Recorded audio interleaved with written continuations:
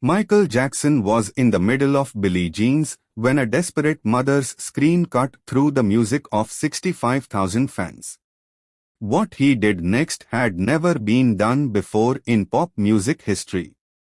It was 16th July 1988 at Wembley Stadium in London. Michael was performing the final show of his Bad World Tour's European leg, and the energy was absolutely electric. He'd already set the crowd on fire with Smooth Criminal, Beat It and Rock With You. Now he was deep into his signature song, the one that made him a global superstar. The stadium was packed with 65,000 screaming fans. But what none of them knew was that in the special access section, just 20 feet from the stage, sat a 9-year-old girl who wasn't supposed to live to see her 10th birthday. Emma Rodriguez was fighting a battle no child should ever face. The aggressive brain tumor that had been growing for 8 months was finally winning, and her doctors in Madrid had given her family the devastating news: less than 2 weeks to live. Her parents, Maria and Carlos Rodriguez, had made the impossible decision to take her out of the hospital for one final dream. Emma had been obsessed with Michael Jackson since she was 5 years old. Her hospital room was covered with his posters, and even during her worst chemotherapy sessions, she would ask the nurses to play Billie Jean to help her through the pain. "Mama, before I go to heaven, I want to dance with Michael," Emma had whispered 3 days earlier, her small voice barely audible through the oxygen mask. "I want to show him my moonwalk."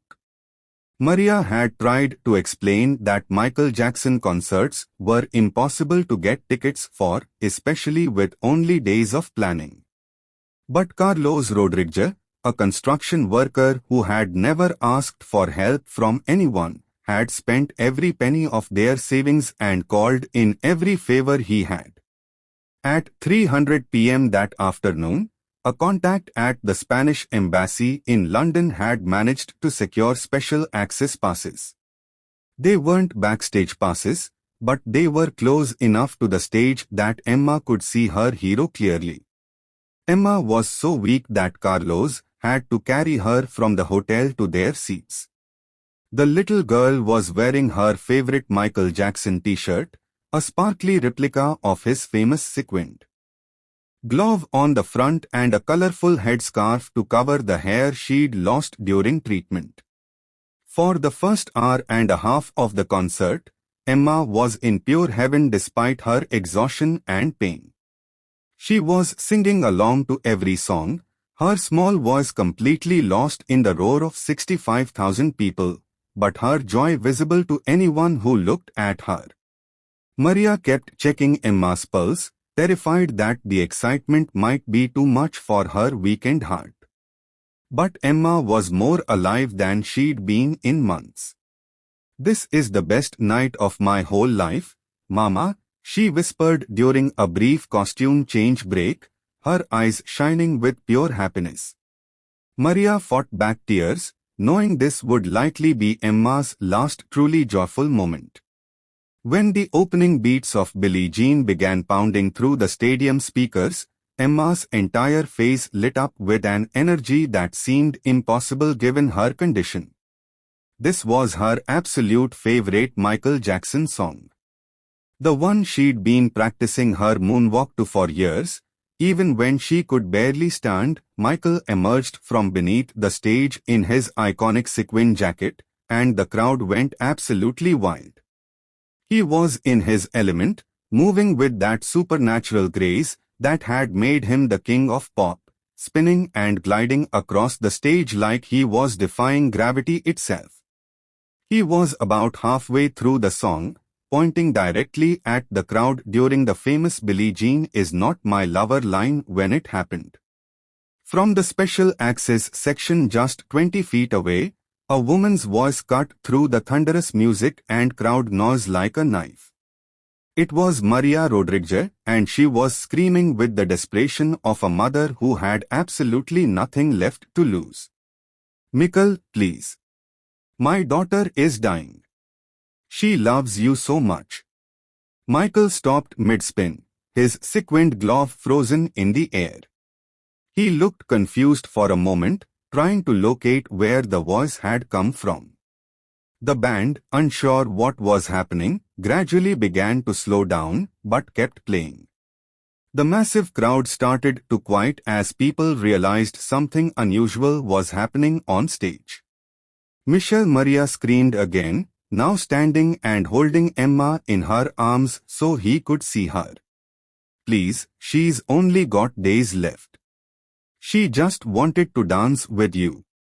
The stadium began to fall silent section by section as 65,000 people all turned to look at the woman holding a clearly very sick child near the front of the stage. Michael put his hand up to his security team, signaling them to stop. He walked to the front edge of the stage, squinting through the bright lights to see what was happening. Ma'am, Michael said, his voice now carrying clearly through the stadium's sound system. What did you say, Maria? Tears streaming down her face, lifted Emma higher so Michael could see her clearly. This is my daughter, Emma, she called out, her voice breaking with emotion. She's 9 years old, and she's dying from a brain tumor. The doctors say she has maybe a week left. All she wanted was to see you perform. She's been practicing her moonwalk for you for years. The stadium was now completely silent, except for the faint hum of the sound system. Michael stood at the edge of the stage looking down at this tiny girl in a Michael Jackson t-shirt who was clearly fighting for her life. What's your name, sweetheart? Michael called out gently. Emma, despite her weakness, managed to speak loudly enough for the microphone to pick up. Emma Rodriguez, I love you, Michael. I want to dance with you. Those 8 words, I love you, Michael. I want to dance with you. Ma'am, spoken by a dying 9-year-old girl, hit Michael like a physical blow. What Michael did next had never been done before in the history of major stadium concerts. He turned to his band and made a cutting motion across his throat. The universal signal to stop playing completely. Then he addressed the audience. Ladies and gentlemen, I need you to be patient with me for a moment. There's something happening here that's more important than any show. Michael began walking toward the side of the stage, gesturing to his security team. Within minutes, something incredible was happening. Michael's security team was carefully escorting the Rodriguez family through the backstage area and up a special ramp that led directly to the stage. Emma was barely conscious, but she was awake enough to realize that something miraculous was happening. Are we really going to meet Michael Jackson? She whispered to her mother. Yes, baby Maria said crying. Yes, we are. When Michael Jackson walked back onto the Wembley Stadium stage carrying 9-year-old Emma Rodriguez in his arms, 65,000 people fell completely silent. The sight of the king of pop holding a obviously dying little girl was so powerful, so unexpected that nobody knew how to react. Ladies and gentlemen, Michael said into his microphone, his voice thick with emotion. I want you to meet my friend Emma Rodriguez. Emma is 9 years old, and she's been fighting the bravest battle that anyone could ever fight. But you know what? Emma is stronger than all of us. And tonight, Emma is going to help me finish this show. The stadium erupted, but it wasn't the usual screaming and cheering. It was respectful, emotional applause, the kind you hear when people are witnessing something sacred. Michael gently set Emma down on the stage next to him. Despite her weakness, despite everything she was going through, Emma stood up straight and looked out at 65,000 people who were all focused entirely on her. Emma has been practicing her moonwalk, Michael announced to the crowd. Would you like to see it? The stadium roared with encouragement. What happened next was pure magic.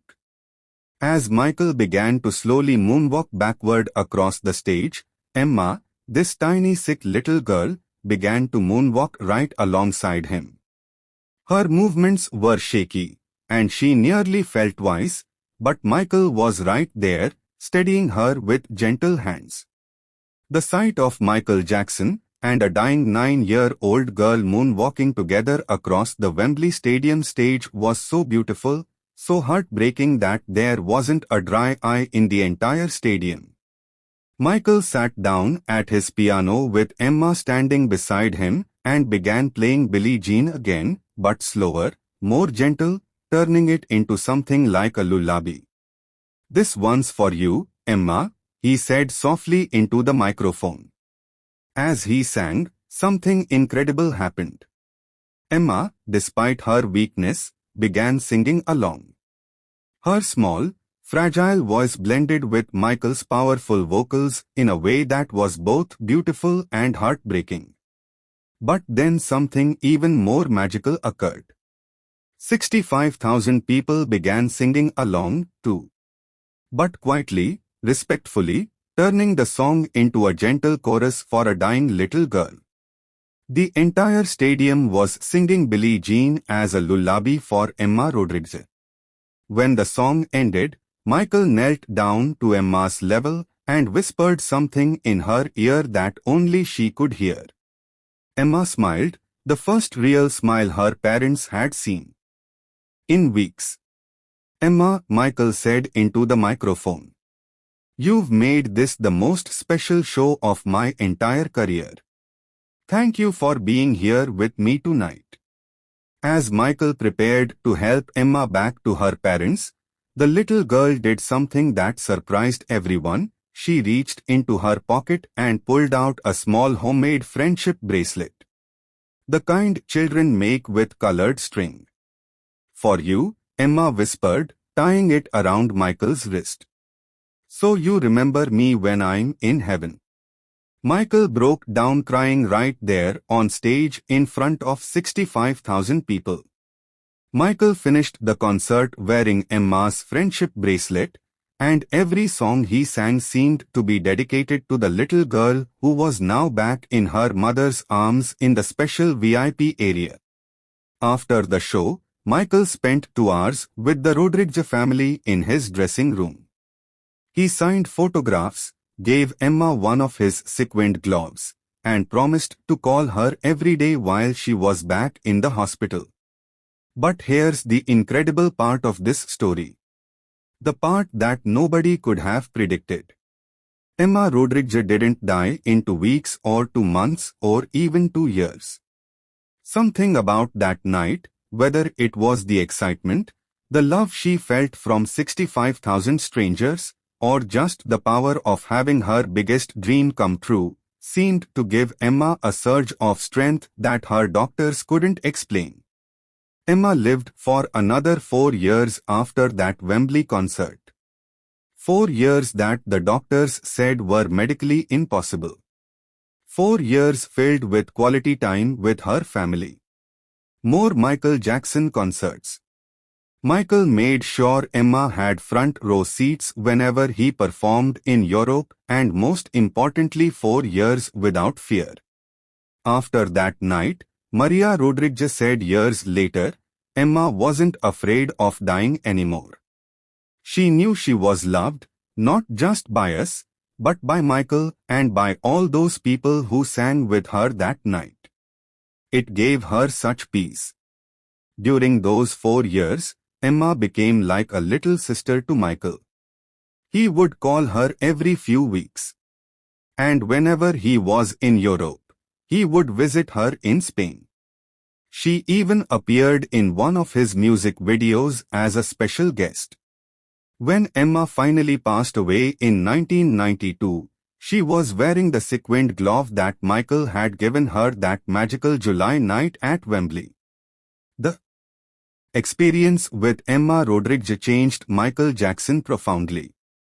From that night forward, Michael made it a point to connect with sick children at his concerts. Not always as dramatically as he did with Emma, but he started scanning the audience differently, looking for those special moments. Michael was never the same after meeting Emma, said Carefe, Michael's longtime makeup artist. He started seeing his concerts not just as entertainment but as opportunities to touch people's lives. That little girl reminded Michael why he was really there. Michael kept Emma's friendship bracelet for the rest of his life.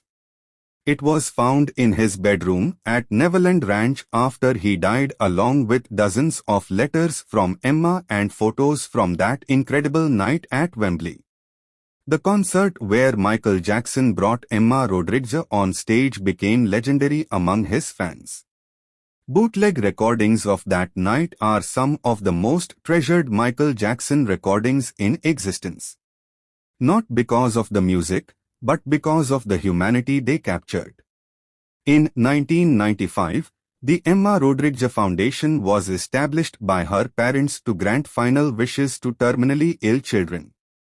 The foundation's motto, taken from what Michael said that night, is there something more important than any show? To date, the foundation has granted over 15,000 wishes to sick children around the world, many of them involving meetings with their favorite performers. The story of Michael Jackson and Emma Rodriguez reminds us that sometimes the most important moments in life happen when we stop what we are doing and pay attention to what really matters. Michael could have ignored Maria's desperate plea. He could have finished his song, completed his show, and gone home. After all, he had 65,000 other fans to consider, and stopping a major stadium concert had never been done before. Instead, he chose compassion over convention.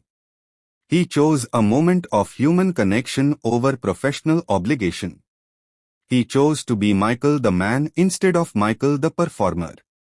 And in doing so, he gave a dying little girl 4 more years of life, 65,000 people, a memory they'd carry forever, and all of us a reminder that fame and success mean nothing if we don't use them to help others. Today, there's a small plaque at Wembley Stadium that reads, "In memory of Emma Rodriguez and all the children who remind us what really matters." 16th July 1988. Every major artist who plays Wembley sees that plaque, and many of them ask about the story behind it. When they hear about Michael and Emma, something changes in how they approach their own performances. Because the story of that July night reminds us all that we never know who's in our audience. We never know who needs a moment of magic, a touch of hope, or just the knowledge that someone cares. Michael Jackson stopped his show for Emma Rodriguez. But really, Emma Rodriguez saved Michael's show by reminding him and all of us what performing is really about. It's not about the lights, the screaming, or the applause. It's about the connection between human beings. It's about using whatever gifts we have to make someone else's life a little brighter. And sometimes, if we are very lucky, it's about giving a dying little girl the strength to live 4 more years by showing her that she is loved by 65,000 strangers and the king of pop himself. If this incredible story of compassion and human connection moved you, make sure to subscribe and hit that thumbs up button. Share this video with someone who needs to hear about the power of putting people before performance. Have you ever witnessed a moment when someone stopped everything to help another person? Let us know in the comments. And don't forget to ring that notification bell for more amazing true stories about the heart behind music's greatest legends.